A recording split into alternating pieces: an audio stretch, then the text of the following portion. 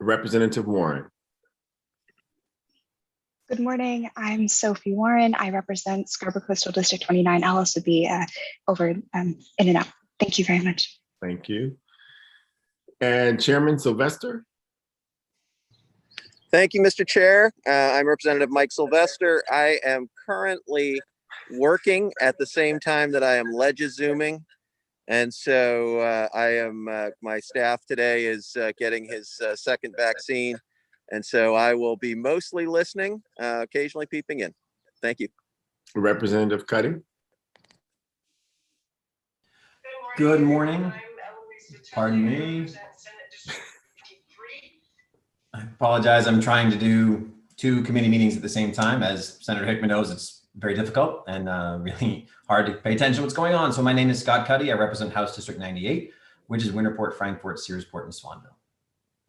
And I am Craig Hickman, your Senate Chair from District 14, 11 towns in Southern Kennebec County, including my hometown of Winthrop. I will not be in and out today. I will be here for the duration. And so we will do the best that we can. People know that we may take votes, and then votes will have to be called in by noon tomorrow in order to be counted for our committee work. So, Mr. Langland, are you all set? Excellent. With that, I will open the work session on LD 912, an act to extend family medical leave to hourly school employees, presented by our own Representative Rader. Mr. Langland. Sure.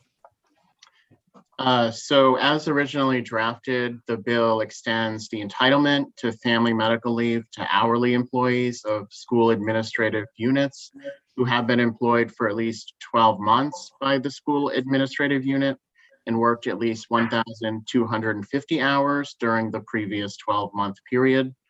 Under current law, employees must have 12 consecutive months of employment with the same employer to be entitled to family medical leave.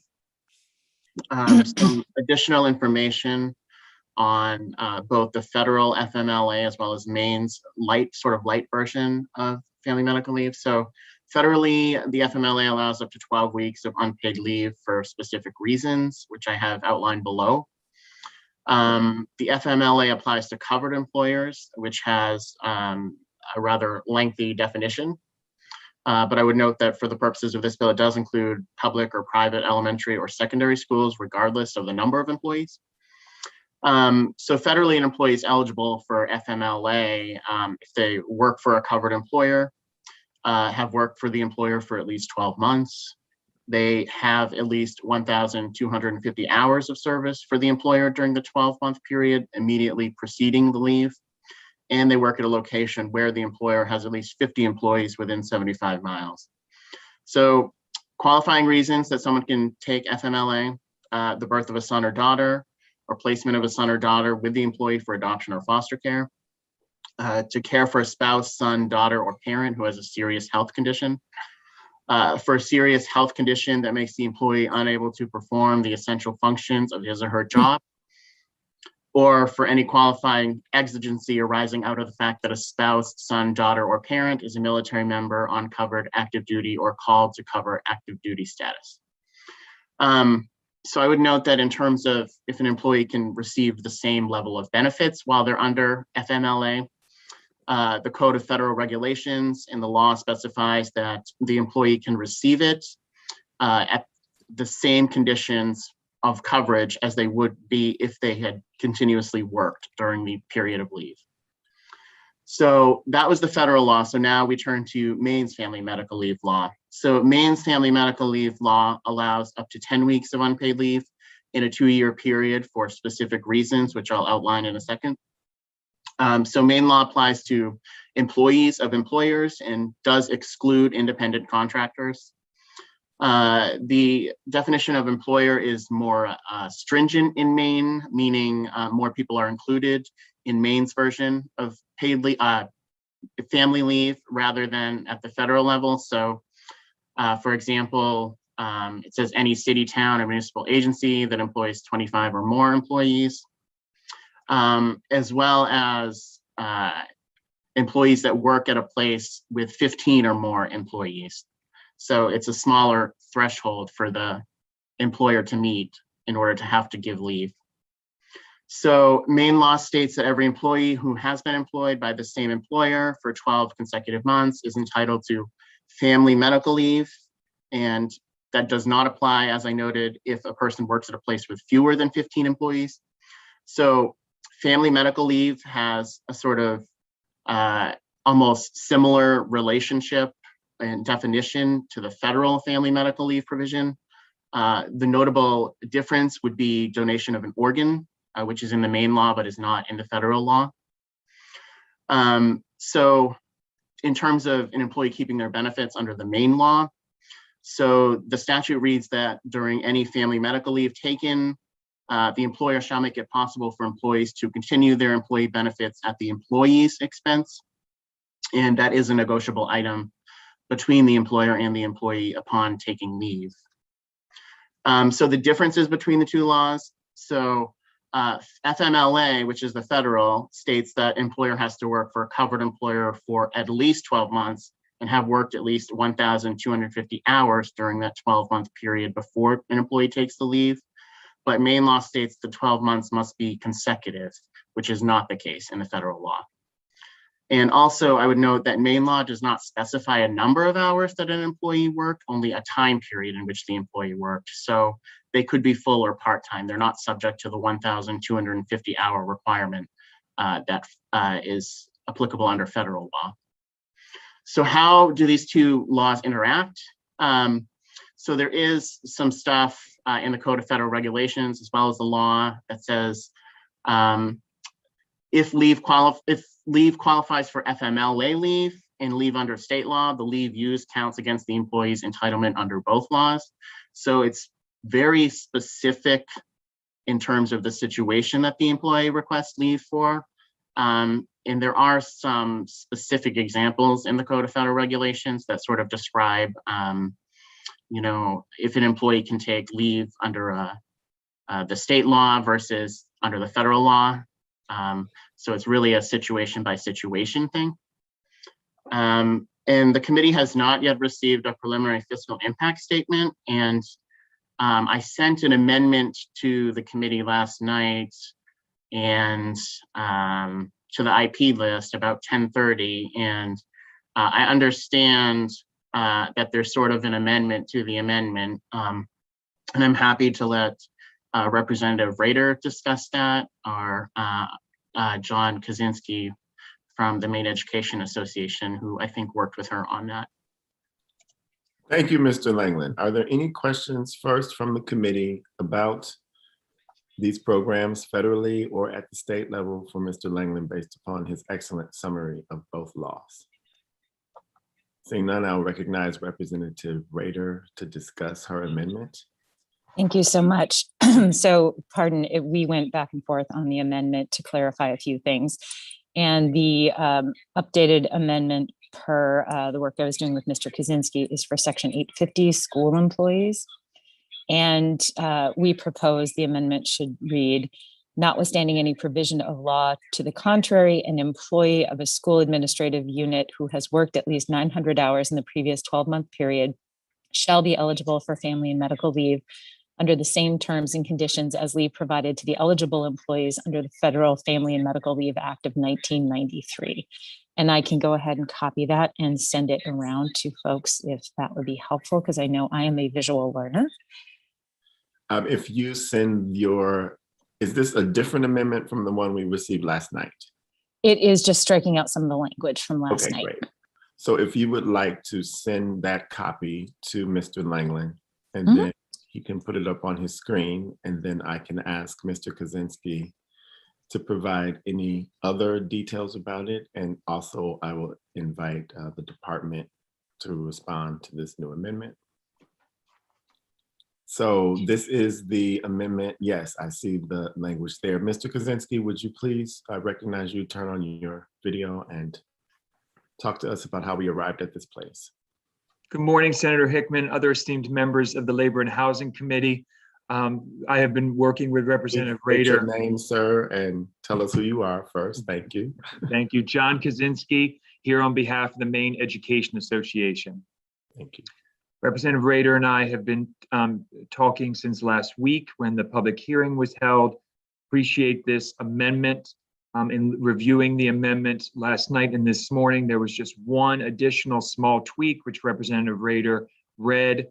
As it currently reads, it sounded to us as if you had to work full 12 consecutive months. And as you heard Mr. Langland say, there's not always consistency in federal and state law around whether those are consistent or not consistent. And that helps create troubles for hourly school employees, particularly because they might only work for 37 weeks per year. And so removing the language, which this amendment before you has done, just that says that they must work for 12 months. This makes it clear that if they worked for 900 hours in the previous year, they would then qualify for Family Medical Leave Act protections going forward. It was just a simple, a slight tweak that I think brings clarity to the intent. And if I see this is a strike and replace amendment, is that correct, Mr. Langland, that this will replace the entire bill? Okay, great. Representative Cuddy has a question. Thank you, Senator. Thank you, Mr. Kaczynski and Representative Rader for the amendment. So my concern previously had been if somebody is a school lunch worker and they worked during the school year, but then they didn't have any kind of a summer lunch program going on, that individual might not end up qualifying because they wouldn't meet the 12-month criteria. This seems to say that so long as they work 900 hours in the previous year, that same worker would now be able to qualify under this amendment. Is that a fair reading of that? Okay, excellent. Yeah. Thank you. Yeah, I see Mr. Langland shaking his head as well, but I believe that's the amendment. Great. Who is here from the department? My screen just went blank. I mean, I can see the screen, just can't see anything else. Mr. Langland, who is here from the department? I have to check. I don't know that there's anybody. So typically it would be Michael Rowland. I did receive some correspondence from him when I sent the amendment out last night. He replied to me this morning. He did say that he thought it would fit better in section 844, subsection 4, which is the same subchapter. So I don't think that changes anything in terms of the sponsor's intent or anything. And that's something that I certainly defer to either our revisor's office or certainly department experts who have a preference on where it fits. But that's the only thing that I heard from the department on. And I don't see Michael here today, but He typically comes when he has to let us know that there's a problem. So if he's not here, that's probably good news from the department's perspective. Representative Drinkwater. Thank you, Mr. Chair. I see Mr. Bailey is with us. Could we ask him to come forward and get his thoughts on it? Absolutely. On the amendment. I Thank didn't you. see Mr. Bailey. Thank you, Representative Drinkwater, for catching that. Mr. Bailey, I recognize you to turn on your video, please, sir. If you are here.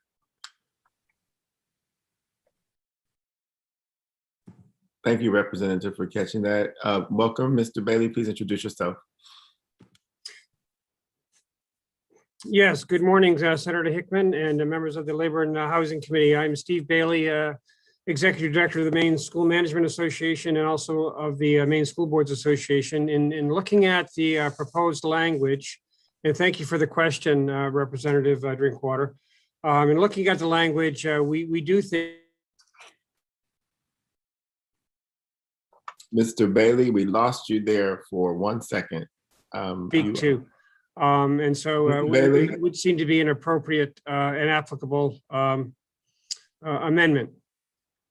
Okay, we lost you in there, but we heard the last part. I believe you said that this would be an appropriate amendment. Is that correct?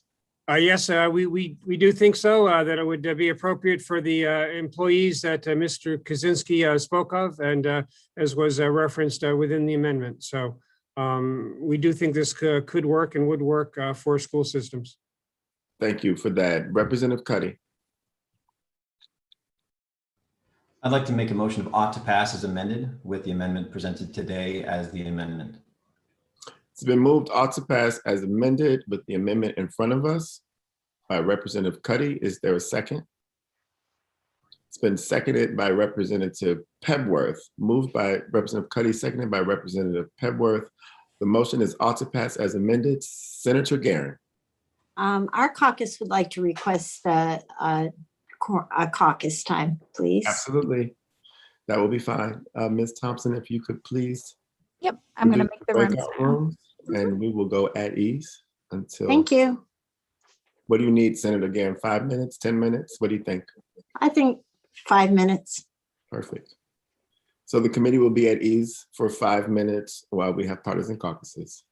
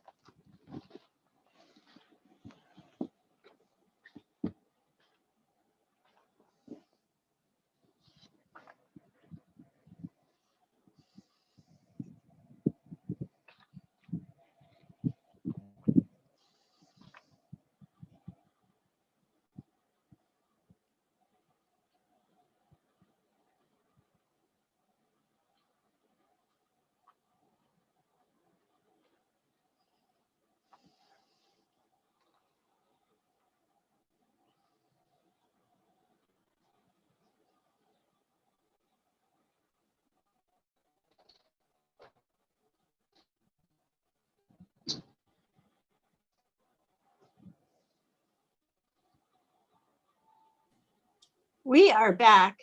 Representative Bradstreet was not able to get into the caucus room and he can't get back into the Zoom either. So I don't know, Alyssa, if there's anything you can do to help him. If he can find the email that Zoom sends when he registers, that'll be the link that he needs to join in, but I don't get that email, so it's not like I can even forward it to him. Or he Okay. can try re-registering. It's up to him. Okay. We will resume when we have Senator Bradstreet back with us, since we know he's here. He just texted he's going to shut down and reboot and see if that works. I was going to say, because there isn't too much static today. There are only, 19 participants today. So that cuts back on some of the disturbance, but it is windy. I can say that, at least here it is. And we remain at ease for the audience who is watching and or listening.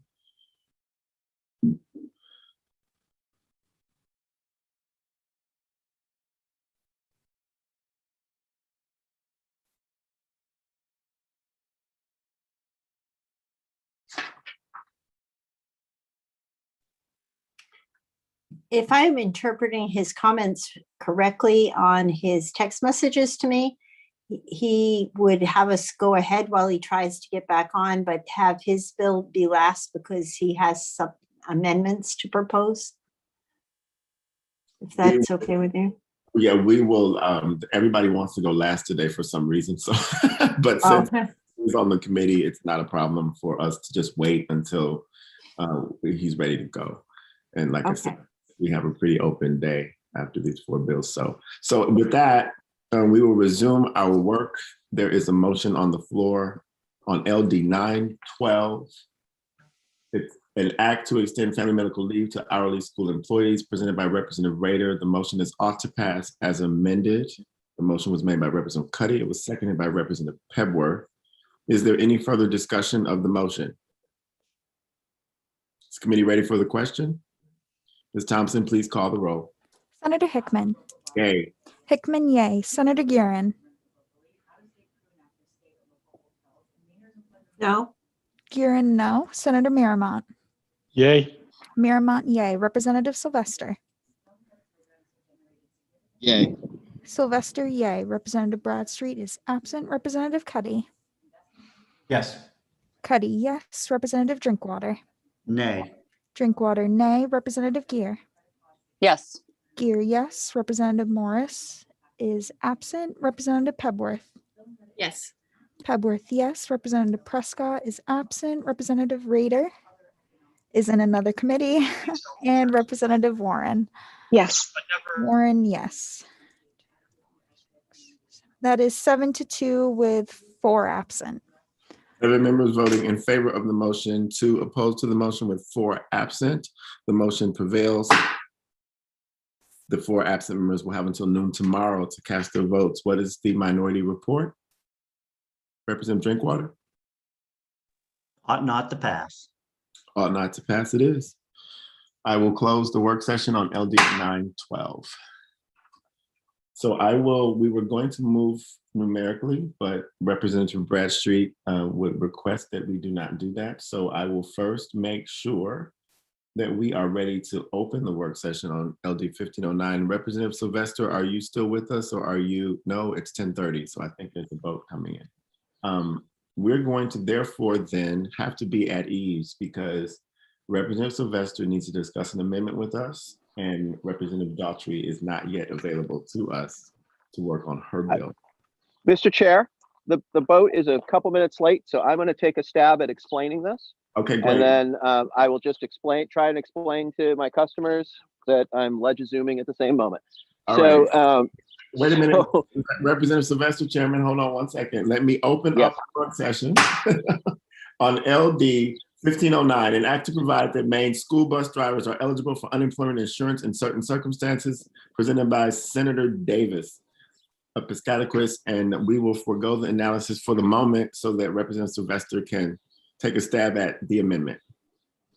So what we are looking to do, so I'll just back up. Representative Prescott and I have been talking about this since the public hearing.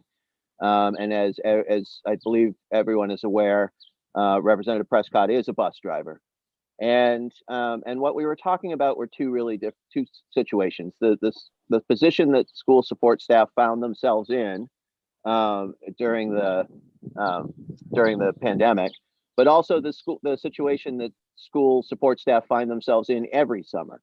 And as we know, municipalities are largely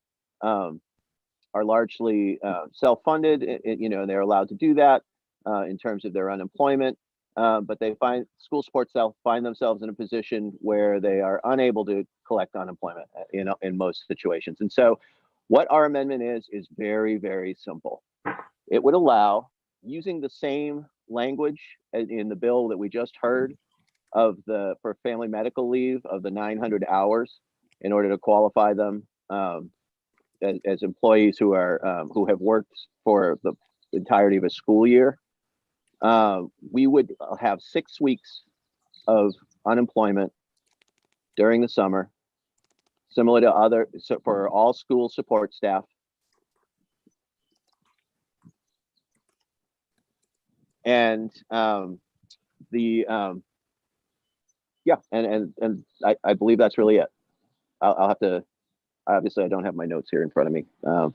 They're sitting back there because I can't move forward for better reception. But yeah, 6 weeks of unemployment for all school support staff, and the state will pick up the tab for the first year in order for school systems to be able to budget for it, and then in the consequent year they would be responsible for having that as part of their unemployment package. So 6 weeks, all school support staff, the 900 hours, state picks up the tab the first year, and then school systems would be responsible. And I'm sorry that Representative Prescott wasn't here because he really wanted to be the one to introduce this. Thank you, Chairman Sylvester. Mr. Langland, are you clear with at least the outline of the amendment? I am, and with the permission of the committee, if this goes forward, I'd like to work with the Department of Labor to make sure there are no language issues or conformity issues, et cetera. Absolutely. So what we will do is we will leave this work session open and we will come back to it later in the day. I don't know that we'll have an amendment drafted, but we figure all that out later in the day. With that, Mr. Langland, do we have any language reviews ready, or are we? Okay, let's do some language reviews because I will have a language review until Senator Daughtry gets here, and we will open up the work session on her bill at that time. Thank you.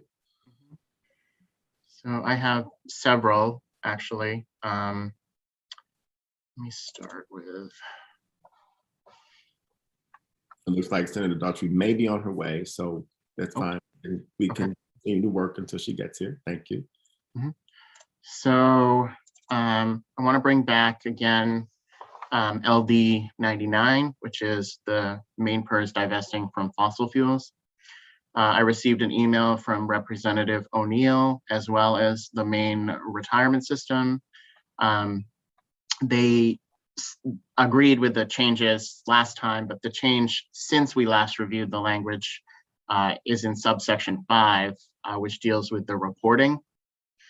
And so this was the agreement between them that both parties had agreed to. So it strikes the majority of this subsection, and it keeps the report, but says the report must disclose commonly available environmental performance metrics rather than all of these additional criteria. So that was my understanding of the agreement. They both confirmed that they were okay with that. And of course, it's the committee's discretion as to whether it accepts that as well or continues on as it was originally drafted in the amendment. Thank you, Mr. Langland. Chairman Sylvester has a question. I do not have a question. I'll be ready to make a motion when you are ready to do so, but I would offer that amendment on behalf of the committee. Yeah, I believe that Representative Warren, do you have any concerns? I know that you wanted to wait to hear from the bill sponsor about this particular part of the amendment that we voted out? Yes, I want to understand if there is someone from the department to give a perspective on why these other elements were not appropriate. Is it a technical issue, or what's the reason? Thank you. Let's see. It's Mr. Colleran that deals with main purse, correct? You guys forgive me for being a little sunny today. Mr. Colleran, can you please turn on your video and take a question from Representative Warren? Yes, you are here. Welcome, sir. Please introduce yourself. Good morning, Michael Colleran, Chief Deputy Executive Director and General Counsel of Maine PERS. I just joined in the middle of the question, so I'm not sure I got all of it. But those specific items that were in the original draft amendment are not metrics that we currently gather or report on or consider in making investments. And so there would be a cost involved in adding that capability, which would result in a fiscal note. And so that was part of the negotiations over the language, is to make that less restrictive, and that would eliminate the need for additional resources. Representative Warren, are you satisfied? Well, I disagree with this decision, but I do appreciate the response. Thank you. Thank you. Do you want to have us reconsider this bill so you can cast a different vote, or are you okay with this as a language review change? I would appreciate if there's an opportunity to do that, but I understand if the rest of the committee is not comfortable doing that, but I just think this is a completely different bill at this point, and I do not support it as written. So, but I understand that this is the process, so I respect, I guess, whatever the decision the committee wants to make here. The process of Representative Warren is exactly what it is, which means if you do not want to sign onto this report because you feel that this is a substantive change, then we will entertain a motion from you to reconsider our action on this bill, and we can take a different vote. Okay, then I would offer that motion. So Representative Warren has moved that we reconsider LD 99. Is there a second? Senator Guerin? I would second the reconsidering, but I also wanted to know what the vote was on the first time around. Thank you, Senator Guerin. Mr. Langland, if you could stop sharing your screen for 1 second, I'd appreciate it. Thank you, sir. And if you have a recording of that vote, I don't have it in front of me. Yeah, I can pull it up 1 second. Thank you.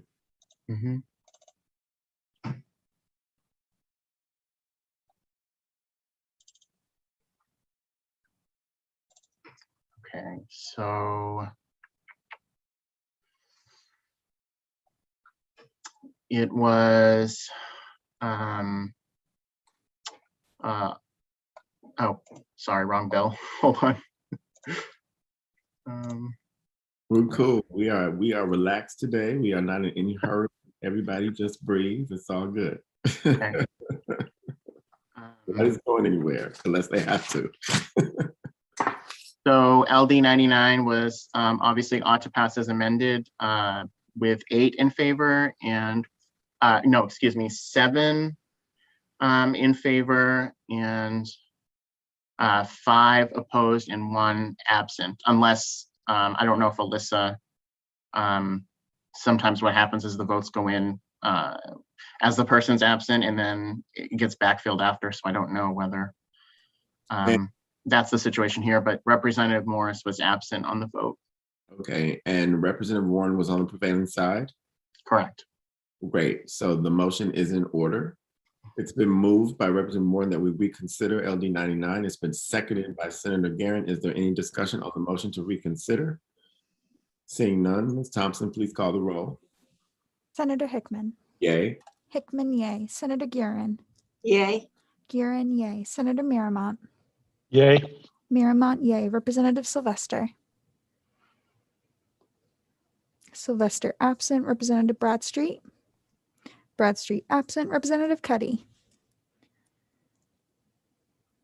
Cuddy absent. Representative Drinkwater. Yay. Drinkwater, yay. Representative Gear. Yes. Gear, yes. Representative Morris is absent. Representative Pebworth. Yes. Pebworth, yes. Representative Prescott is absent. Representative Rader. Yes. Rader, yes. And Representative Warren. Yes. Warren, yes. That is unanimous of those present. 8 members voting in favor of the motion. We will now reconsider. We had just enough plus 1 over quorum to take that vote. I opened it without realizing, oh my goodness, we might not be able to take this vote, but we're good. So I see that Representative Bradstreet is about to enter again. And with that, we are opening the work session on LD 99, which has been reconsidered. And so we're in a brand new spot. I would entertain a motion from a member of the committee on this bill.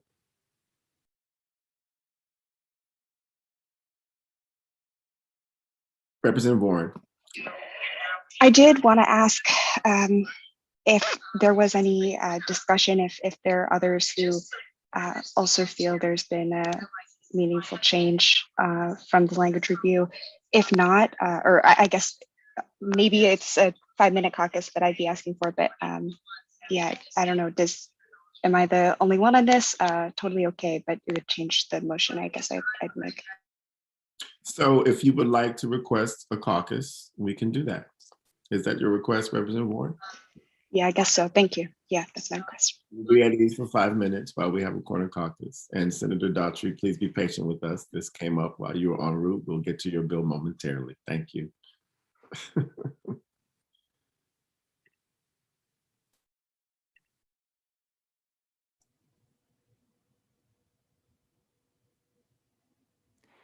If you click the little breakout rooms logo, it'll send you to your room. Yes. Thank you. Mm-hmm. Move to.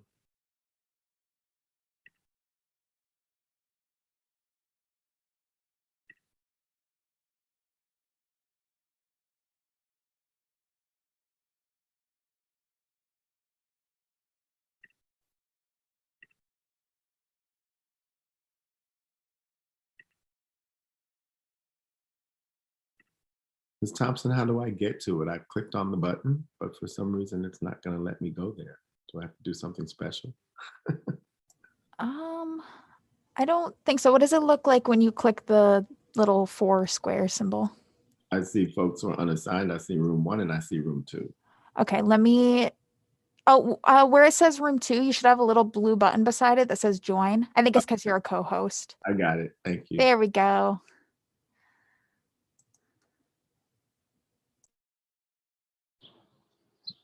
Ms. Thompson, I'm on my phone. I've never tried to do this before from my phone. Oh, well, no. Well, you know, I have no idea what it would look like I on know my it. phone. So I'm going to take you out. That's and okay. then- I don't need to go in. I'm fine. Are you sure? I can try to figure it out. Okay. Yeah, no, I think we're fine. I'm just gonna push some buttons here and see what happens. All right.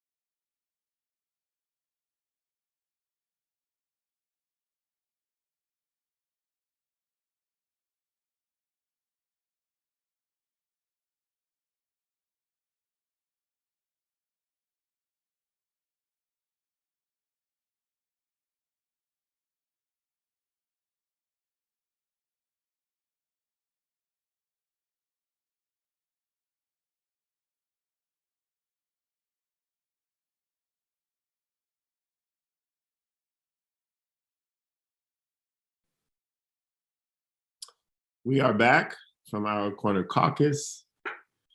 We are in work session on LD 99. It has been reconsidered, and so it's an open vote. I will entertain a motion from the committee once we all return from our breakout rooms. 1, 2, 3, 4, 5, 6. We need a few more people before we can vote to turn. Could all committee members who are present please turn on their videos?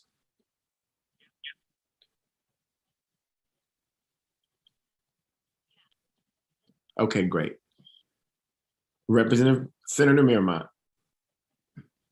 Thank you, Mr. Chair. So the original vote was ought to pass. As amended. We're in reconsideration, and I move it ought to pass, and I believe it was as amended. That is correct. The motion is ought to pass as amended, made by Senator Miramont. Is there a second? Seconded by Representative Pebworth. Any discussion on the motion? Seeing none, if the committee is ready for the question, Ms. Thompson, please call the roll. The motion is ought to pass as amended, with the language review amendment before us, and it looks like we have to wait for Ms. Thompson to be here, and that's perfectly fine. She's helping Representative Bradstreet right now, so she'll be back in just a second. No problem. It's If I technical. could just point out one more item from the language review that I didn't yet get to. Yes. Okay. I think that this was covered last time, and I think the committee, or at least some of the committee, agreed. So the reporting would go to AFA. I think that there was discussion about changing that to the Committee of Jurisdiction over Retirement Matters. Is that right? Okay? That will be the amendment that is in front of us, because we may change the Committee of Oversight again. We don't need to name it. Just the Committee of Jurisdiction over Retirement Matters makes the most sense going forward. Thank you for that catch. So the ought to pass as amended motion includes that change of language. And as soon as our committee clerk is back with us, we will move to a vote.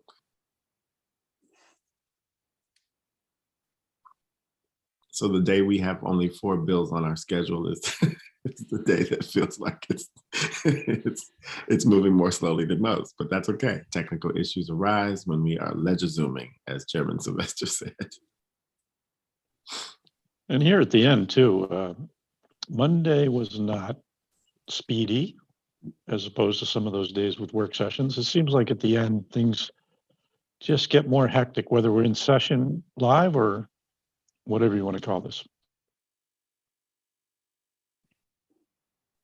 Mr. Chair, are we scheduled to work for this Friday? We are not scheduled to work this Friday. I guess as long as we are waiting for Ms. Thompson to come back to us, our workload is decreasing. We only have a maximum, I believe, of 26 bills in our possession, including concept drafts and bills that we are probably going to carry over. So we are taking Friday off, and we will not come in on Monday until 10, as far as I am concerned, although I don't believe that schedule has yet been posted. Well, those brook trout better look out on Friday. Here comes Representative Bradstreet.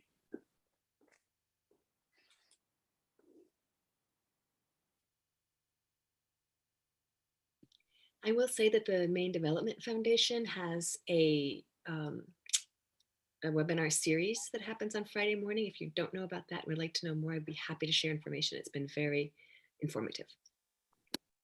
Representative Bradstreet, welcome. It's good to Thank see you, I think. And back and forth. So now that you are here, let's see if we can get our amazing committee clerk back. She should be right there. She just Yeah, I am. different. So Ms. Thompson, we are taking the vote. We are ready to take the vote on an ought to pass as amended motion made by Senator Miramont, seconded by Representative Pebworth on LD 99. The committee is ready for the question. Please call the roll. Senator Hickman. Yay. Hickman, yay. Senator Guerin. No. Guerin, no. Senator Miramont. Yay. Miramont, yay. Representative Sylvester is absent. Representative Bradstreet. No. Bradstreet, no. Representative Cuddy. No. Cuddy, no. Representative Drinkwater. Nay. Drinkwater, nay. Representative Gear. Yes. Gear, yes. Representative Morris is absent. Representative Pebworth. Yes. Pebworth, yes. Representative Prescott is absent. Representative Rader. Yes. Rader, yes. Representative Warren. I want to say yes with a separate amendment. So, So- Representative Warren, your vote is nay on this. Nay. motion. Nay. Thank you. Thank you, Chair. And Representative Sylvester. Yay. Sylvester, yay. That is 6-4-1 with 2 absent. 6 members voting in favor of the motion, 4 opposed to the motion with 2 absent. I only get 12 votes there. 6 in favor, 5 opposed with 2 absent is what I have. Is that correct, Madam Clerk? I'm trying to recount. I have 6 in favor of the motion. Yes. 4 against with 2 absent. And then Warren on her own amendment, if that makes sense. So Warren's vote is 5. She makes 5. So it's 6, 5, and 2. So 6 voting in favor of the motion, 5 voting against the motion with 2 absent. The motion prevails. Now we will go to minority reports. Representative Warren, what is your minority report? I want to have the original bill and the amendment in addition. So if the original bill is only is making relevance only to the top 200 fossil fuel companies from the largest publicly traded companies, then going forward, I'm comfortable with the language review as it's stated. So any future investments, that's fine with me. If it's just that it's their main function of whatever company. And because I think that could include more and that can't be invested. And the same for the interpretation of it having to do with other environmental impacts, because I don't think it's necessary to spend more money if it's unnecessary, and we'd be. All you need for the amendment is what you want it to be, not the reason for the amendment. Mr. Langland needs to be clear on how to draft your minority report. Mr. Langland, are you clear based upon what she has said so far? I am not. If she wants to take another stab at it, I'm certainly, I know that the rules require that you have to introduce it on the floor. And if she wants to sort of follow up with a written after introducing it, that would be helpful. And I'm certainly, I certainly know how to track her down, so. Okay, so the ruling of the chair will be this. We're gonna allow the amendment that she read in to be interpreted by the two of you. And if we need to take another reconsideration vote before we report the bill out, we will do that as well. So what is the other minority report? Ought not to pass, Representative Drinkwater? Yes, Mr. Chair, ought not to pass. There we go. So I will close the work session on LD 99. Senator Verma, yes. Was there, I'm sorry, I'm mixed up. Representative Cuddy, did you vote against? And are you on Representative Warren's minority report, or am I mixed up? No, I did vote against, but I'm on the ought not to pass report. Thank you very much. And with that, I will open the work session on LD 1559, resolved to create the commission to develop a paid family and medical leave benefits program, presented by Assistant Majority Leader in the Senate, Senator Maddie Daughtry. Mr. Langland, please present the analysis. Thank you. So this resolve establishes the commission to develop a paid family and medical leave benefits program. As originally drafted, it would have required the state controller to transfer $200,000 from available balances in other special revenue funds accounts within the Department of Professional and Financial Regulation to the general fund, unappropriated surplus to support the duties of the commission. But my understanding is that the sponsor said she would like that provision struck. This bill is the same exact amendment that was voted out of this committee in the 129th legislature as LD 1410. I would note also this resolve is an emergency and takes effect when enacted. So as I alluded to earlier, the sponsor indicated that for an amendment, section 9 should be struck. And since she's here, she could certainly add some clarity to that.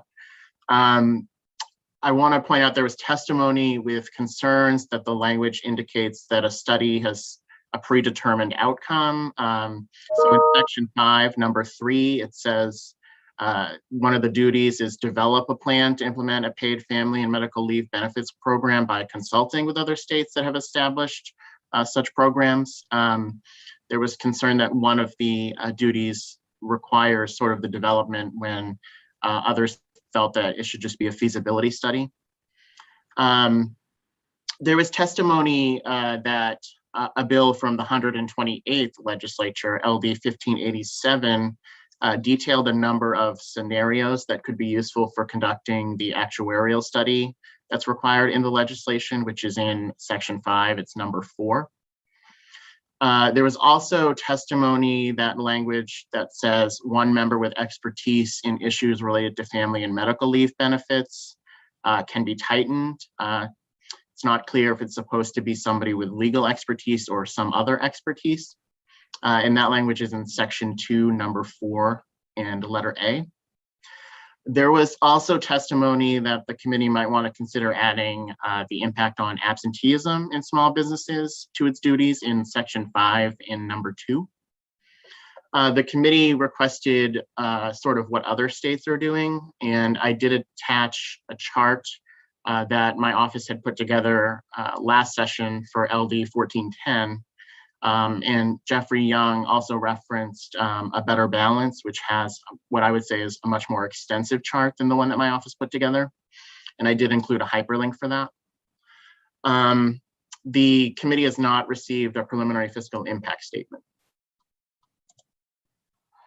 Thank you, Mr. Langland. Are there any questions for the analyst about his presentation?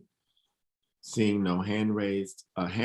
Senator Daughtry, can you please chime in on the amendment that you proposed, and if there's anything else from the analysis that you'd like the committee to consider addressing today?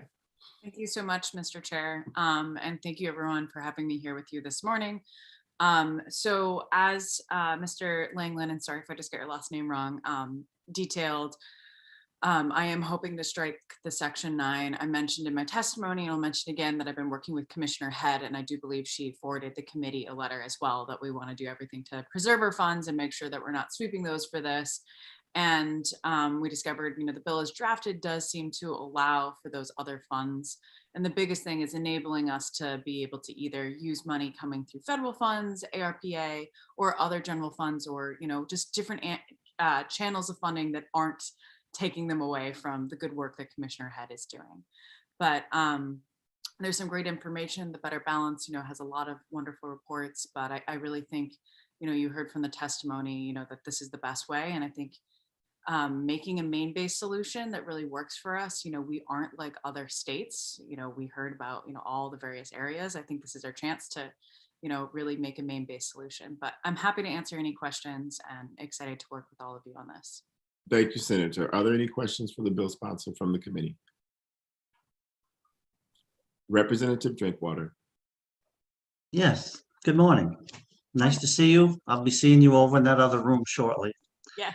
My concern was with the makeup of the commission, and I expressed that during the hearing, that I personally think we ought to have, some representatives on this committee from, hospitality, from the Maine Chamber of Commerce.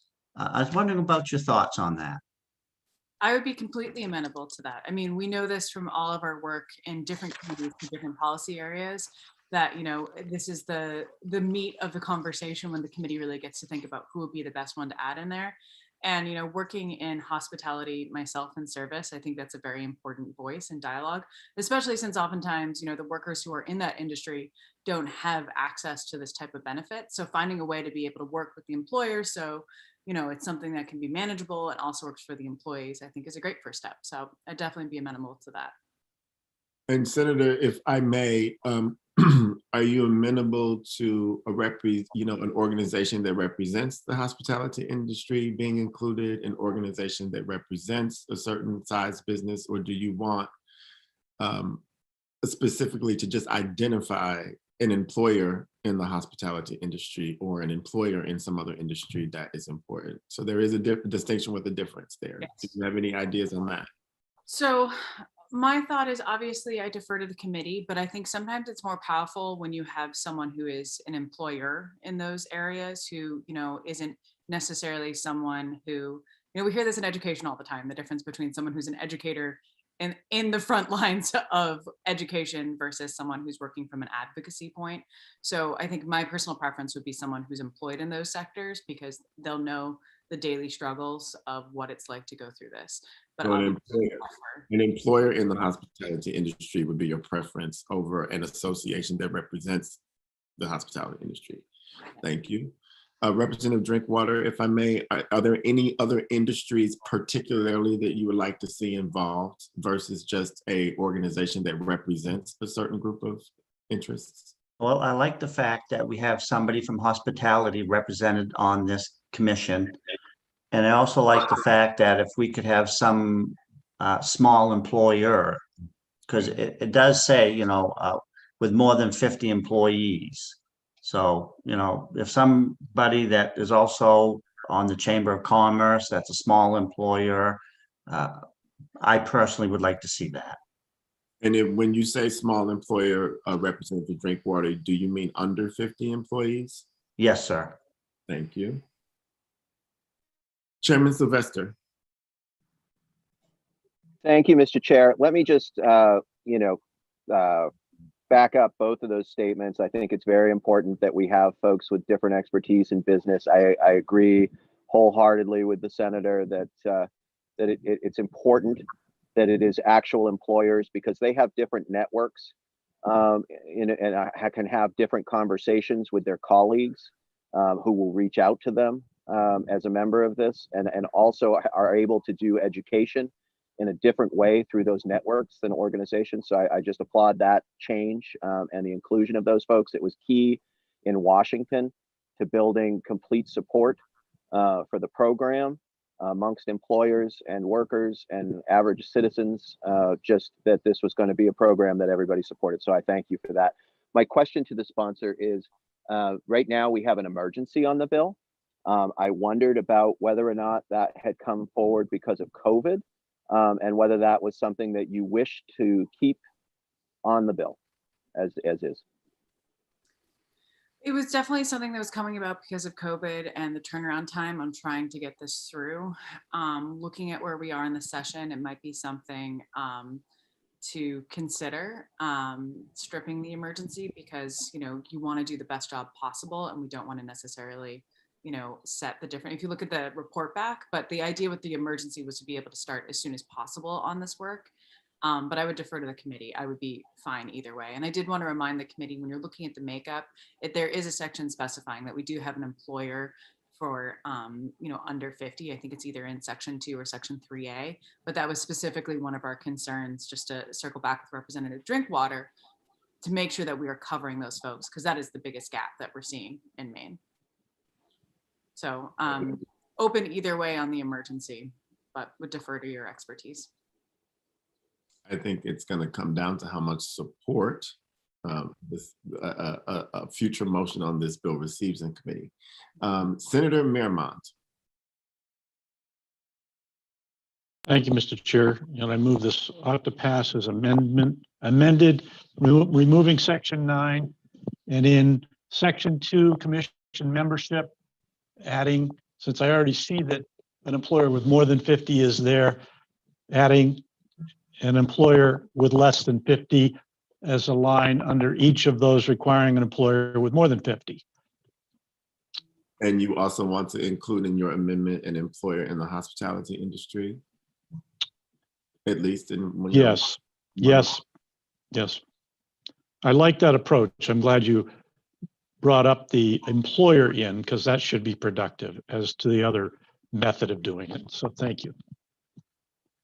And I'll take off the emergency. I think it would be good to have, I'm sorry, I'm babbling again. It's just like Monday all over again. Remove the emergency as well. That's the motion. Thank you. Senator, Mr. Langland, are you clear on the motion? So I have removing section 9. He said something about adding a section. I thought he said employers with less than 50 employees, but I do see that that appears to be in there. So we don't need that to So be. we don't need that? No, we don't. We do need, however, an employer in the In the hospitality. hospitality industry, and stripping the emergency is the final piece. Thank you. I misread that second line, B. That is fewer. Perfect. Thank you for catching that. Senator Mirmont, are you satisfied that your motion has been read back to you correctly? I am. Okay, so it's been Well, moved. except I was looking during the last part, I was looking, and then I may have missed. Did you remove the emergency clause? Yes. Thank you. Yes, I am. So it's been moved to pass as amended by Senator Mirmont. Is there a second? I would love to second this, Mr. Chair, with all of my heart. Senator Daughtry.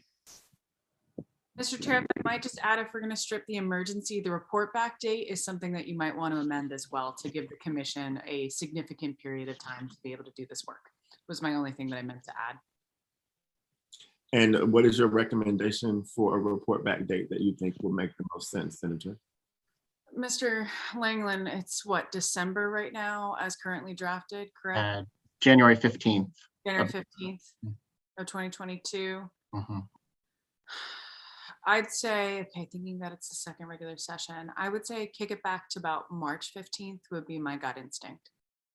So if we do that, Senator, will there be an opportunity to report out a bill before we close the second regular session? Or do you think that you might want to just move it 4 weeks from January to February? Yeah, and possibly, I mean, that's cutting it close. That's literally giving you folks a week. So maybe let's go with the 4 weeks from January, see how much the commission, I'm confident we can get, everything back within the next session. So let's do either end of January or beginning of February. Okay, great. So which one, February 1st, January 31st? Let's say February 1st. Okay, then is the friendly amendment to the motion. Is that okay with you, Senator Mirmont and Representative Sylvester? Yes, it is. Right. Yes. Is there any other discussion on this motion? I will say, Senator Daughtry, that your doggedness about making sure that this continues to be on what we work on is admirable. I thank you for all of your work on this, and I will be supporting the motion. Representative Warren.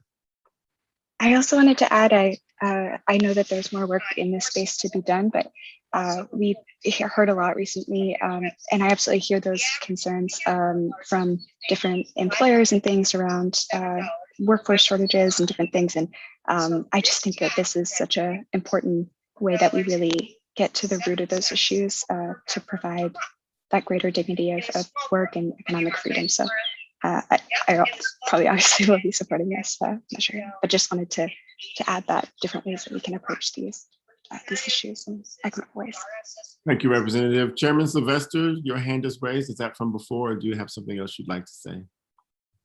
I just wanted to say, how much I appreciated the senator's work on this and all of the folks who came together from all the different communities to put this bill together, not only this session, but over the 129th to come out, and also to thank the governor, the chief executive, and all of the different departments that have come together to bring this bill to this form.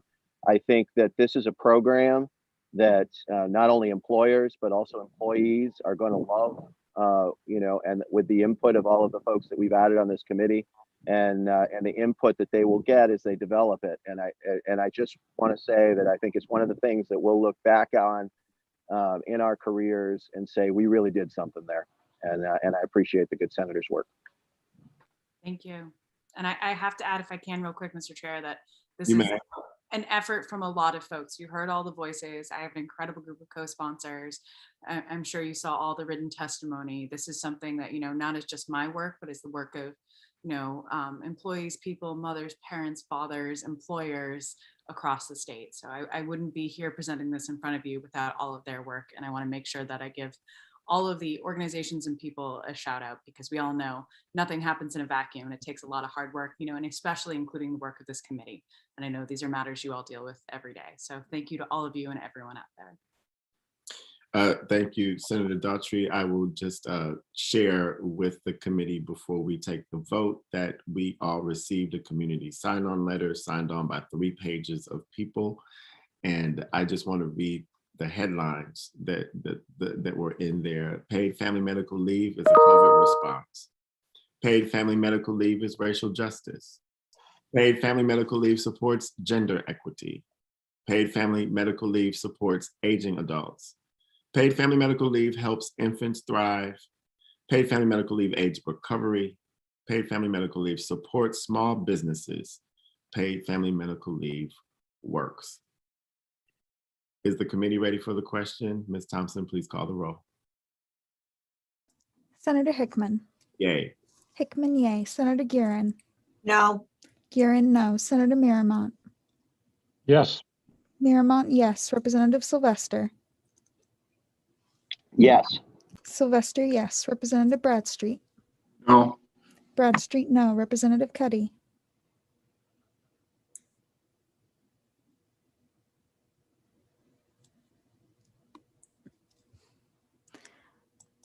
You should see a little pop-up message asking you to unmute. Yes. Cuddy, yes. Representative Drinkwater. Yay. Drinkwater, yay. Representative Gear. Yes. Gear, yes. Representative Morris is absent. Representative Pebworth. Yes. Pebworth, yes. Representative Prescott is absent. Representative Rader. Yes. Rader, yes. Representative Warren. Yes. Warren, yes. It is 9-2 with 2 absent. 9 members voting in favor of the motion, 2 members voting against the motion, with 2 members absent. The motion prevails. What is the minority report? Ought not to pass. Ought not to pass it is. I will close the work session on LD 1559.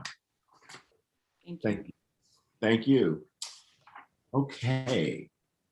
Next up, I will open the work. Representative Bradstreet, are you ready? Yes. Great. I will. I hope I don't be called by the other committee at the same time. Well, we're going to open the work session on LD 1260, an act to promote the sustainability of unemployment insurance by linking the duration of benefits to the state's average unemployment rate. Mr. Langland, please present the analysis. Thank you. So this bill renames the Employment Security Law the Reemployment Assistance Program and establishes the maximum amount of unemployment benefits at 12 weeks if the state's average unemployment rate is 5.5% or below, with an additional week added for every 0.5% the rate is above 5.5% to a maximum of 20 weeks of benefits. There was testimony that the bill was introduced in light of the fact that employers all over the state are desperately trying to fill job vacancies while many potential employees continue to qualify for unemployment. The federal government has injected hundreds of millions of dollars into the pockets of Maine's unemployed, but its continued use has provided a significant disincentive for able workers to return to their jobs. There's testimony that it's extremely unfair that so many hardworking employees are faithfully doing their jobs and supporting their families, while others who are not working are receiving more money than they are. There's testimony that the bill would make life harder for working people who have played by the rules and lost their jobs through no fault of their own. And there's testimony that the bill would make Maine an outlier. Only 6 states vary the weeks of unemployment eligibility based on unemployment rates, and 7 states provide less than 26 weeks of unemployment benefits. The funding employers pay into unemployment is generally regarded as falling on workers, based on the theory that the dollars the employer pays in taxes would otherwise go to workers' paychecks. There was testimony from the Department of Labor that the definition of state average unemployment rate is problematic because it could cause a disconnect between economic conditions and benefits allowed under the program. They noted that if it was in effect in 2020, total benefit weeks would have been limited to 12, despite the economic conditions due to the pandemic. If in effect in 2021, the cap would be 17 weeks, despite the improving economic outlook. And they also noted that would have reduced benefits that flowed into Maine's economy by $184 million. They also said the state would have lost money from the federal government with the passage of the slate of federal programs due to a non-reduction issue created by the proposal in the bill. The committee did receive follow-up information from Adam Good from the AFL-CIO in relation to the testimony that the unemployment falls on the backs of the employers. He included some articles in relation to that testimony, and the committee has not yet received a preliminary fiscal impact statement on the LD. Thank you, Mr. Langland. Are there any questions from the committee? Chairman Sylvester? I think he may be not here at the moment. That was from before. So I'm sorry. Yes. Any discussion from the committee on Representative Bradstreet's bill? Representative Bradstreet. Yes, thank you, Mr. Chair. I've actually been preparing an amendment even this morning, and it's even too late to even give it to the analyst, but I would like to just point out a couple of the highlights. I would, I do hear what the department has to say and some other people who are testifying.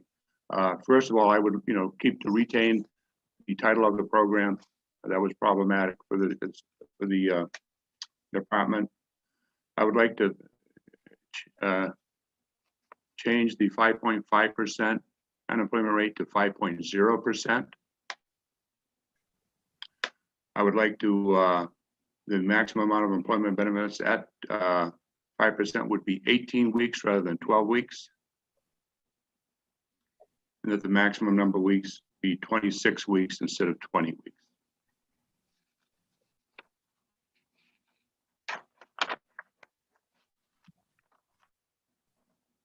Fine, and that would be it, Mr. Chair. And I would work with the analyst on that wording as the need arises. So, thank you, Representative.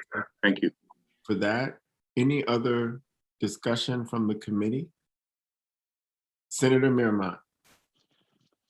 Thank you, Mr. Chair. And I'm sure Representative Bradstreet's frustration with the program in many, many ways, and feel like we need to keep asking questions while we're in the midst of the emergency order, the pandemic, the department trying to figure things out. But I think it's got to be a broader question than to start manipulating rules and individually like this. So I'm going to move ought not to pass. Moved ought not to pass by Senator Miramont. Is there a second? It's been seconded by Representative Gear. The motion is ought not to pass. We have heard from the bill sponsor about what he would like for an amendment to be. Is there any question or discussion on the motion? Committee ready for the question? Ms. Thompson, please call the roll. Senator Hickman. Yay. Hickman, yay. Senator Guerin. Yay. Guerin, yay. Senator Miramont. Yay. Miramont, yay. Representative Sylvester. Yay. Sylvester, yay. Representative Bradstreet. No. Bradstreet, no. Representative Cuddy. Yay. Cuddy, yay. Representative Drinkwater. I'm sorry to interrupt for just a moment, Mr. Chair, but the motion was ought not to pass. That is correct. So I would not be in support of that. So my vote would be no. Drinkwater, no. Representative Gear. Yes. Gear, yes. Representative Morris is absent. Representative Pebworth. Yes. Pebworth, yes. Representative Prescott is absent. Representative Rader. Yes. Rader, yes. And Representative Warren. Yes. Warren, yes. And Senator Gary, are you going? I was confused on the motion, so I would be nay. Yes, the motion is ought not to pass, and your vote is nay on the motion. That's correct. Okay, great. That is 8-3 with 2 absent. The 8 people voting in favor of the motion, 3 voting against the motion with 2 absent. The motion prevails, And I think we have the minority report from Representative Bradstreet already. Yes, thank you, Mr. Chair. Ought to pass as amended. Ought to pass as amended. It will Thank be. you. You're welcome, sir. I will close the work session on LD 1260. With that, I had left the work session open on LD 1509, seeing though that Representative Prescott is not here to discuss this issue with the committee. I would entertain a motion to table it.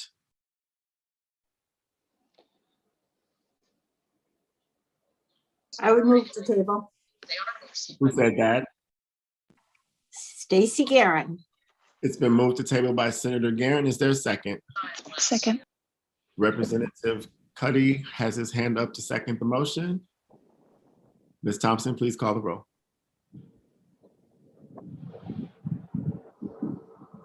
Senator Hickman. Yay. Hickman, yay. Senator Guerin. Yay. Guerin, yay. Senator Miramont. Yay. Miramont, yay. Representative Sylvester. Yay. Sylvester, yay. Representative Bradstreet. Yes. Bradstreet, yes. Representative Cuddy. Yes. Cuddy, yes. Representative Drinkwater. Yay. Drinkwater, yay. Representative Gear. Yes. Gear, yes. Representative Morris is absent. Representative Pebworth. Yes. Pebworth, yes. Representative Prescott is absent. Representative Rader. Yes. Rader, yes. And Representative Warren. Yes. Warren, yes. It's unanimous of those present. The motion to table is unanimous. That closes the work session on LD 1509. That completes our scheduled agenda of work for the day. Representative Rader. Thank you so much. Mr. Langland flagged me in an email. LD 824, I was absent at the time of the vote, and then I submitted my vote as ought to pass as amended. So I would like to read into the record that my vote is ought to pass. Thank you. Thank you. And is that on, Representative Rader, was that on your bill or a different bill? LD 824, if I am able to vote on my bill right now without contacting the Speaker's office, I would like to do that as well. We would therefore have to reconsider. Never mind. I'll reach out. Yeah, thank you. So, Mr. Langland, which vote she wanted to let us know she voted on? It was just one of the bills that we spoke of earlier? Yeah, so we actually did language review last week. Got it. It was straight ought to pass. It was an act to extend the protections provided to state employees upon the expiration of labor contracts to other public sector employees. Got it. And I had been involved with an email chain that she had initially said OTP AM in voting in absence, but then in subsequent conversations with her, she had said that was an error and she does not have a separate amendment and that she intended to vote straight ought to pass. Got it. Thank you. Senator Miramont?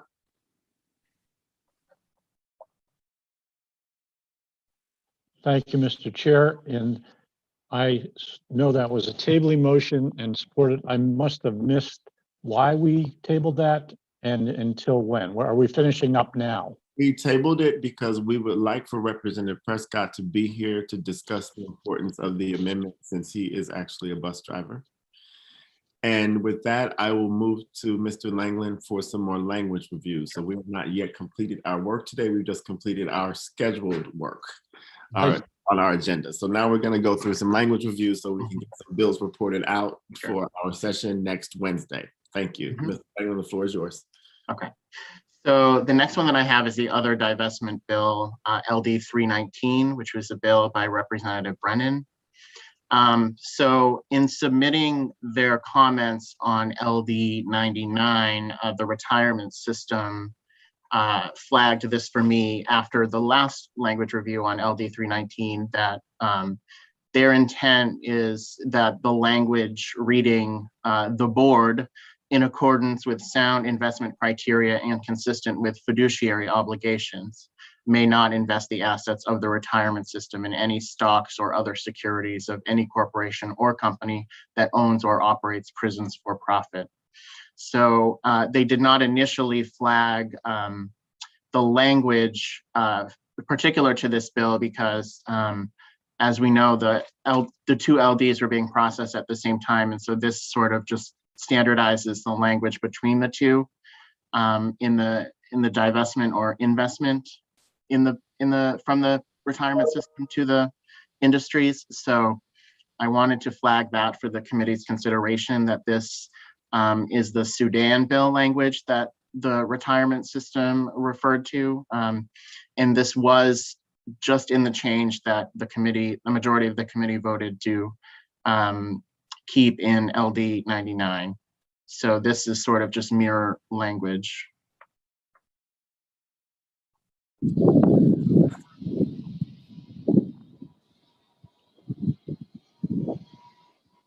I can stop sharing if that would be helpful.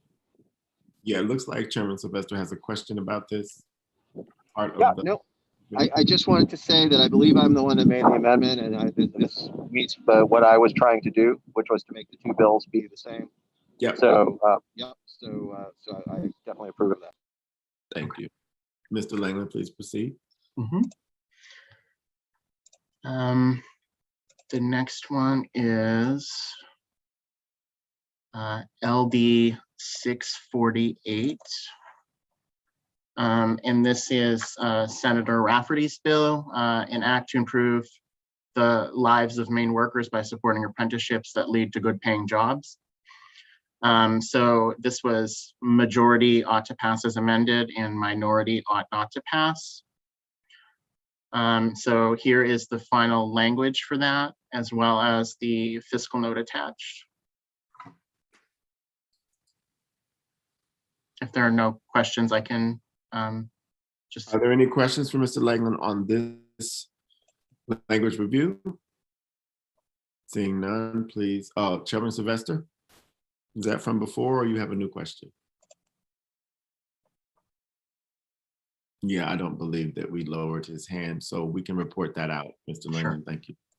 So the next one is LD 775.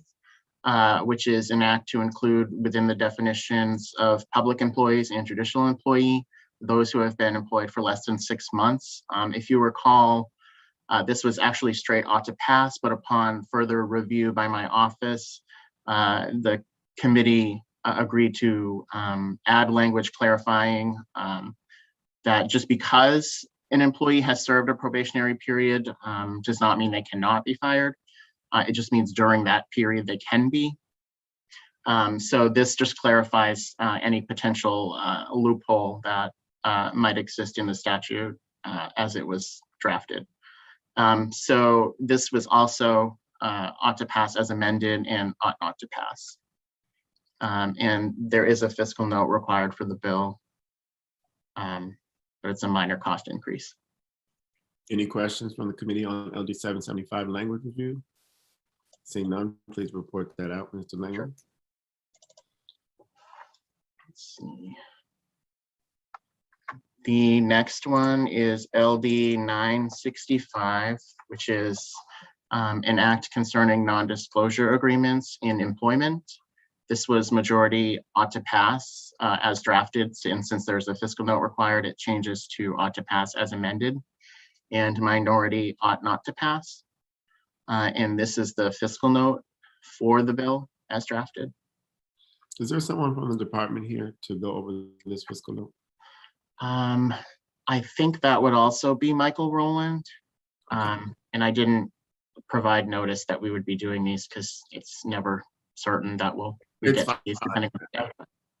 We can certainly begin the process of reporting this out. I can talk to him about it offline. Okay. Thank you.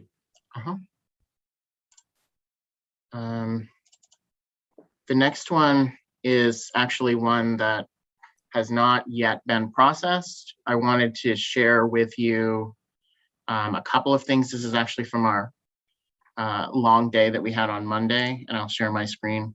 Thank you. So this is the affirmatively furthering fair housing bill. So I wanted to be sure before I began processing the amendment that I actually captured the committee's intent. So my understanding from what the committee voted on is that there was language inserted in the report piece that says The report must also include data from municipal housing authorities to the U.S. Department of Housing and Urban Development on affirmatively furthering fair housing. And Maine State Housing Authority shall recommend in its report a method by which municipal housing authorities annually submit their reports to the Joint Standing Committee with jurisdiction over housing matters. Did that capture the committee's intent? I mean, from my listening out on the day, I would have to say I believe so, but I will leave that up to others who were more engaged. Representative Cuddy. I'm trying to remember that piece from that day, but my recollection was that Representative Sylvester had wanted that in the first year, this is going to be a report from Maine State Housing Authority, and thereafter all the public housing authorities would submit their reports also to Labor and Housing Committee. But I don't recall there being anything about Maine State Housing recommending for them how to do that. That doesn't mean it wasn't said, because there was a lot that went on that day. So I was sort of filibustering a little bit to see if Representative Sylvester is done with a customer and his cart to see if he had a. He's probably going to be another 3 or 4 minutes. I just finished up. Oh, good. The customer is just about to drive away, and here we are. What can I do for you, Representative?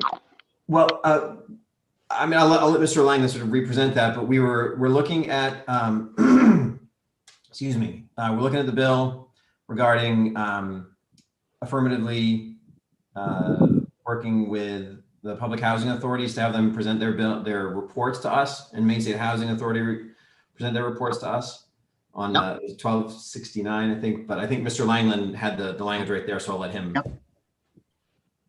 So the reason that I'm bringing this back to the committee so quickly is because the discussion was a little bit chaotic the other day surrounding the issue, and I wanted to be sure before I started processing the amendment that it captured the committee's intent. So. Got it. Thank you.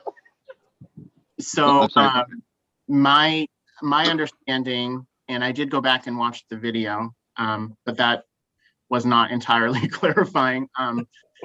The language would be the report must also include data from municipal housing authorities to the U.S. Department of Housing and Urban Development on affirmatively furthering fair housing.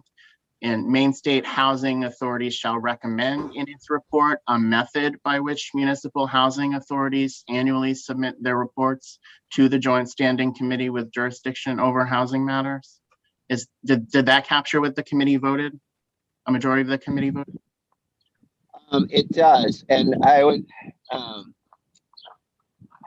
I think, yes, I think if what they're sending to HUD should cover it. The only thing I might like to add, and I'll just sort of ask your opinion about this, and or any other reports that they put out about fair housing, so that if they do, some sort of internal report on how things are going that includes a piece about this, we'd kind of like to see that too. So I think if we just add and or any other internal reports regarding fair housing, I think we're there. I would say too, so the section that I added the language in is unallocated language, but the report that comes back to the committee does give the committee the authority to report out legislation. And so my thinking is that the committee was thinking that at that point, when they get the report, they could include in the bill if there needs to be a statutory provision mandating that those reports be delivered directly to the committee of jurisdiction. And this would have given Maine State Housing time to sort of work with the municipal authorities and come up with either a uniform standard reporting or otherwise come back with any concerns that they have. So so I guess what I'm saying in short is the issue can be revisited because the report that Maine Housing is required to give to the committee does give authorization for this committee to introduce legislation. Mr. Langley, oh, sorry, Mr. Chair. I'm sorry. Quick follow-up. Go ahead. Go ahead. By having it be unallocated, Mr. Langley, does that make it a one-time report? It does. Yes, it does in this sense. The way the bill was drafted anyway, the unallocated piece was a one-time report. But as I said, given that the report gives you the authority to report out legislation, you could at that time enact something in statute that sort of goes on indefinitely. So what I would suggest, if I may, is that draft the language based upon Chairman Sylvester's feedback now, and then we will send that language to the bill sponsor before we finalize it and report the bill out. Mm-hmm. Yeah. There is one other piece of the bill, if that wasn't complicated enough. So Maine Housing had expressed concerns about, and unfortunately I don't think that Eric Jorgensen's here, but they had sort of worked, I believe, with the sponsor on an amendment to read that that would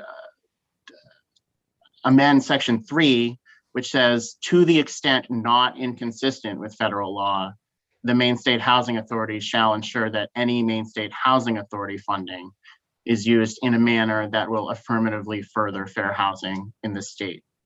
I wanted to point out that, and I touched on this briefly in my analysis on Monday, but I don't know the extent to which they might be required to use money in a way that the federal government does not. So their recommendation in including this language would sort of give them security with not having to do something with the funds that they're not permitted to do at the federal level, and would not sort of create a conformity problem. I did just want to flag that. Like I said, I did touch on it briefly, and I know that Maine State Housing still shares those concerns, but we can certainly revisit this issue when we revisit the reporting section as well. Yeah, I think that would be the best thing to do, because it's important to conform with federal law unless it's not. It just depends on what it is.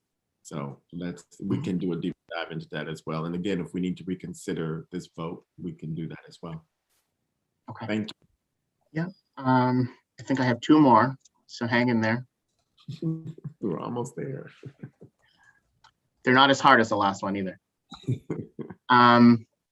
So the next one is LD 1338, which was Representative Millet's bill. So it changes the title to an act to prohibit employers from retaliating against the use of earned paid leave. So this was the one that sort of adds the prohibited acts section to the earned paid leave, as well as requires the department to review its retaliation statutes and report back to the committee. And the committee does have the ability to introduce legislation based on the report from the department. There is a fiscal note. And unfortunately, as I said, Michael Rowland's not here, but the bill says that correctional and judicial impacts, it might increase the number of civil suits. Additional workload does not require additional funding at this time. The collection of additional filing fees might actually increase the general fund and other dedicated revenue just by minor amounts. So it does appropriate $68,886 in fiscal year 22 and $92,956 in fiscal year 23 to the regulation and enforcement program within DOL for one labor and safety inspector position. It assumes an effective date of October 1st of this year. And in terms of Department of Labor submitting the report that the bill requires, that can be absorbed within existing budgeted resources. So is it my memory that this fiscal note, at least the amount appropriated, looks similar to the previous bill that has a similar set of numbers regarding. Yes, Yes, okay, that's what I thought. that's my recollection as well. Yes. Interesting. Well, I would say let's go ahead and report this out, and we will deal with the fiscal note issue on a different day. Thank you. And then last but not least is, let me share my screen with you. LD 1489, which was actually just voted on, I think, last week by the committee. So this is Representative Cuddy's bill about service employees. So he indicated in his amendment that the status quo sort of keeps until the end of the year. So a service employee is somebody who makes $30, more than $30 a month in tips until January 1st of next year. And then beginning January 1st of next year, that increases to $100 a month in tips. And then on January 1st of 2023, that increases to $175 a month in tips. And then on January 1st of 2024, that is also indexed in the same manner as the minimum wage is. And this was majority ought to pass as amended and minority ought not to pass. And there actually is no fiscal note on this bill. Great. We like the sound of that. Please report that out if there are no objections from the committee. And I believe that that is all that I have. Great. Thank you for your excellent work under duress, Mr. Langland. We know that racing a clock. So that will finish our work for today. Where we are in committee is as follows. We have 23 bills left in our possession. And 8 of those are concept drafts. 3 of those have been flagged for possible carryover votes, and 11 of them have been heard and not yet voted. And so on Monday, we will work all of the bills that have been heard but not yet voted, and we will have a public hearing on Monday on a bill that was previously listed as a carryover, but it is going to be heard and also possibly voted on Monday. Whatever work we don't get done on Monday, we will consider coming in on Tuesday to do some more work. And whatever work we don't get done on Tuesday, we will consider coming in on Thursday to do more work. But we will definitely be scheduling Friday. And on Friday of next week, we will dispense with anything that we have left in our possession. And that may mean we will be voting to carry it all over, or requesting that we can carry it all over.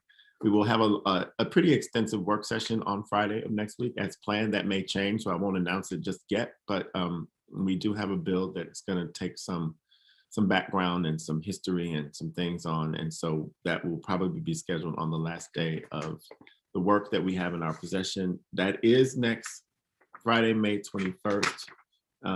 And I will say that it will also be the last day for our wonderful clerk, Miss Alyssa Thompson, whose hand is raised. And Miss Thompson, can you please turn on your video if you don't mind? Unless you mind, it's you, of course. Let me uncover my camera. Hold on, I gotta get myself looking good. You've been doing such good work. Like, sees you. I just wanted to throw out there that we do share the committee room with IDEA, and I believe they're intending to meet at least Tuesday, potentially Thursday of next week. So we may want to reach out to the POs for some sort of instruction on what to do about the room audio. I appreciate that. We may not need to meet on Tuesday or Thursday, but it might just be that the presiding officers say, don't bother. And we'll just meet on Monday and Friday of next week. So I have a feeling that we may not need to meet on Tuesday or Thursday. So thank you for that flag. Any questions on the rest of our work from the committee? We're almost there. We're almost there. We're gonna close with a bang, I'm sure. And then we'll have to have a baby goat party. So with that, it is before noon. It's 11:55. And I will declare that the Joint Standing Committee on Labor and Housing is adjourned for the day. We will see you. We will not be working on Friday, so go fishing, plant some more peas. And we will see you Monday at 10 10 o'clock, not 9. We're going to start at 10 on Monday. And there you have it. We're almost finished. Great work so far, everyone. Keep it up. See you next week. Have a good day.